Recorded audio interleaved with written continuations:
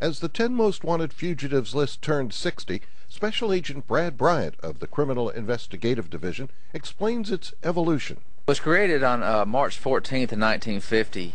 And a little over a year before that, a reporter had come to the FBI and said, give us a list of names and descriptions of the toughest guys that the FBI wants right now. It became such a big hit for the FBI in terms of publicity and public appeal that Director Hoover decided to make it a permanent program. Well, in the early days of the list, in the early 50s, they were wanted for crimes such as bank robbery, burglary.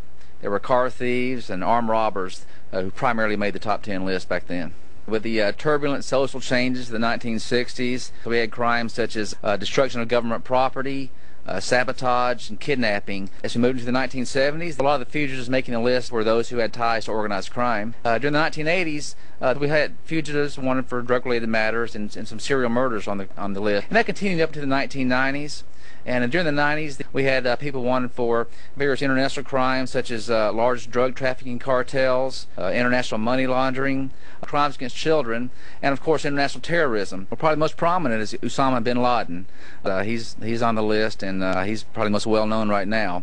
Besides him, Ramzi Youssef, who was wanted for the 1993 World Trade Center bombing, was on the list. Mir Amel Khanzi, who was wanted for the killing of 2 CIA employees outside CIA headquarters back in 1993, was on the list.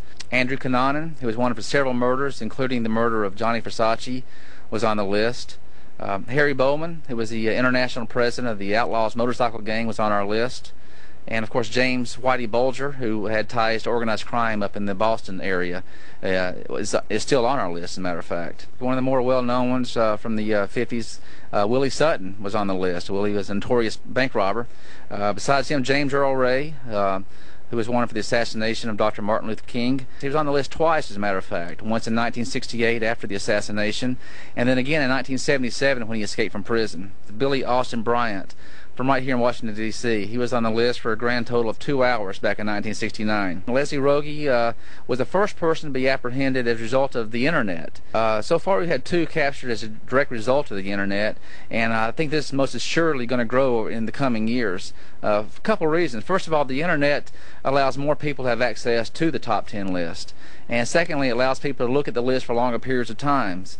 You can study the photos more. You can look at the write-ups for a longer period of times. And so we think the Internet is going to help us capture a lot more fugitives in the coming years. A total of 151 have been captured as a result of help from the public. So about a third have been because of the public's assistance. And we really appreciate that, and that's what we need to continue to have a good solution rate for finding these folks.